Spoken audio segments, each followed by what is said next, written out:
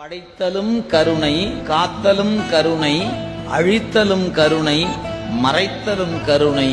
பிறகு அருளல் என்பது கருணைன்னு சொல்லணுமா என்ன? அது கருணை தான். நம்மை படைப்புக்கு உட்படுத்தி இருக்கிறான் கருணை.